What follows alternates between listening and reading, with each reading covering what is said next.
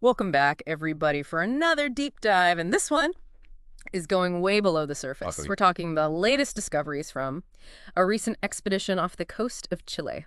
Wow. Two articles we're looking at today are absolutely captivating. Not only are there potentially over 100 new species discovered, but it really makes you think about the vastness of what Yeah. we don't know about our own planet. It really is a reminder of how much there is left Yeah. to explore in our oceans. Yeah. These articles detail some fascinating findings, and I think they could really change our understanding of deep sea ecosystems. I am ready to get into it. Okay. Let's start with the expedition itself. Imagine this, the research vessel Falcor 2 Oh. is cruising above a huge underwater mountain range, and they're using remotely operated vehicles, or ROVs, Right. to explore depths of 4,500 meters. That's deep. That's like 15 Eiffel Towers stacked on top of each other. Wow. What did they find down there? Well, the area that they explored is truly unique because of the currents and a nearby low oxygen zone.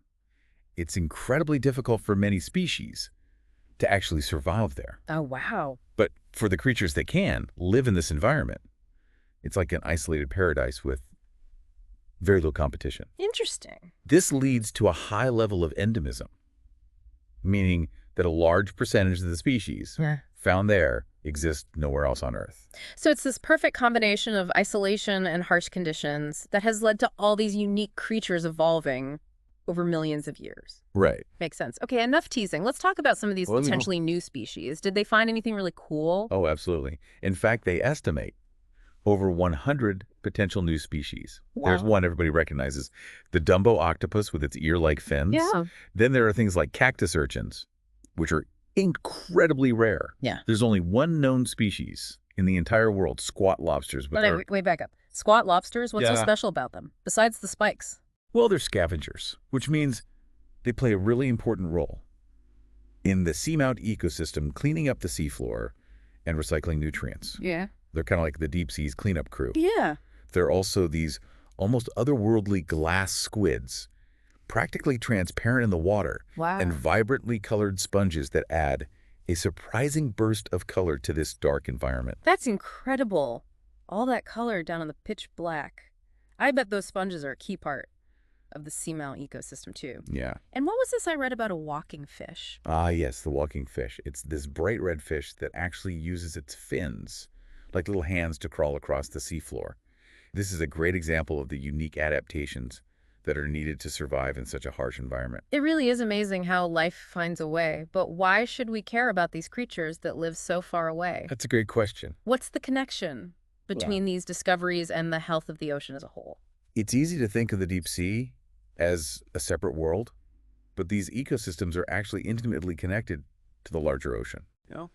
And what happens down there has a ripple effect that can be felt all the way up to the surface and even on land. Okay, I'm intrigued. Tell me more. Okay. How does that actually work? Well, each seamount is like its own little island of life.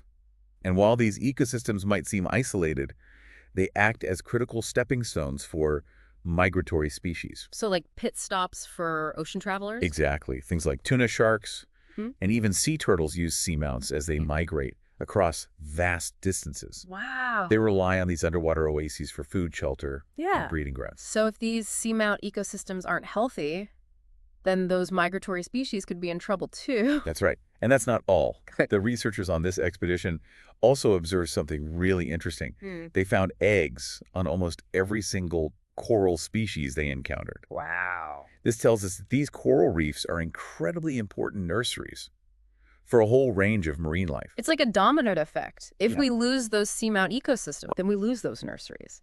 And then we start to see impacts across the entire ocean. It's all interconnected. It is, and that's why it's so important to understand these connections. Yeah.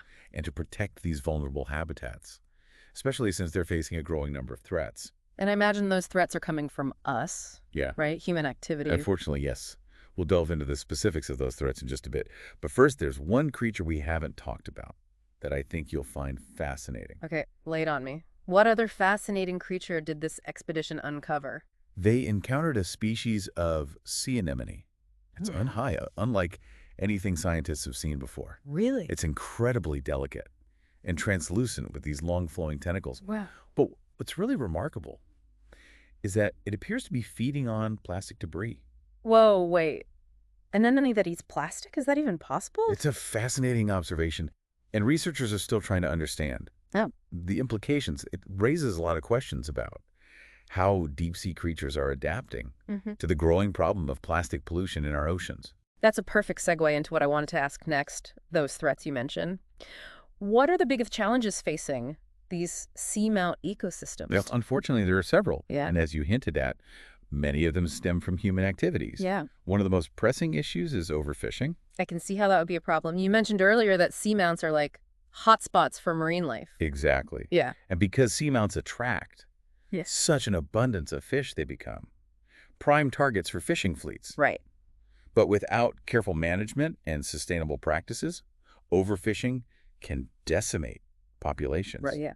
disrupt the delicate balance of the ecosystem, and even lead to the collapse of entire fisheries. So it's not just about the fish that live on the seamounts themselves, Yeah. but also the larger migratory species that depend on them for food. Precisely. And then there's pollution. Yeah. We're talking about everything from plastic debris, Right. as we saw with that anemone, Right. to chemicals and industrial waste.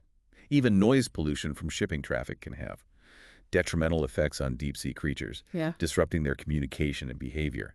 These animals are often slow-growing and long-lived, which makes them especially vulnerable to these kinds of disturbances. It's pretty disheartening to think that, even in these remote and seemingly pristine environments, human activity is having such a significant impact. It is. And then, of course, there's deep-sea mining. Right, you mentioned that earlier. This is the idea of extracting minerals from the seafloor. Yes, Yep. and the deep-sea floor is rich in valuable minerals like cobalt, manganese, and nickel, Yeah. which are used in everything from electronics to batteries. Yeah. And as demand for these resources grows, there's increasing pressure to exploit these deep-sea deposits. I can see the potential benefits, Yeah. especially as we transition to cleaner energy sources and technologies that rely on these minerals.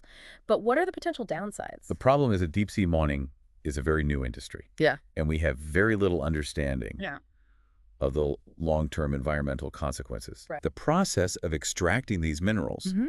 can involve digging up and removing large sections of the seafloor, destroying habitats and releasing potentially harmful substances into the water column.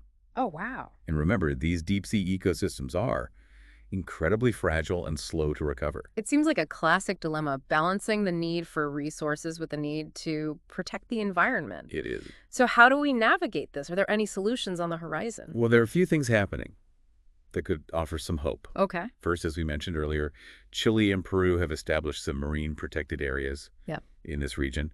But as we also discussed, many of these seamounts fall outside of any national jurisdiction, which makes them much more difficult to protect. Right, that was the whole issue with the high seas. They're kind of a legal gray area. Exactly. But that's where the new UN High Seas Treaty comes in. Mhm. This is a historic agreement that was finally approved last year after decades of negotiations. I remember hearing about that. It was hailed as a major victory for ocean conservation. It is a big deal. This treaty aims to establish a legal framework for the conservation and sustainable use of marine biodiversity in areas beyond national jurisdiction. Okay. And one of its key provisions is the ability to create large-scale marine protected areas in the high seas, which could offer much-needed protection for these vulnerable seamount ecosystems. So if this treaty is ratified, it could really be a game changer for these seamounts. It could. What needs to happen for it to come into effect? Well, it needs to be ratified by at least 60 countries, Okay. and then it will take some time to implement the specific measures outlined in the treaty. But it does provide a framework for international cooperation and a mechanism for establishing protected areas in these vast and largely ungoverned areas of our oceans. That sounds promising, but it's still going to take time. And in the meantime, those threats we were talking about are still very real. That's right. And that's why it's so important to think about what we can do now Yeah. to support these ecosystems. Okay, so what can we do? Is this all about government policies and international agreements? Or are there things we can do as individuals to make a difference? There's a lot we can do, even if it might not feel like it. For example, we can be more conscious of the seafood we're eating. That's a great place to start.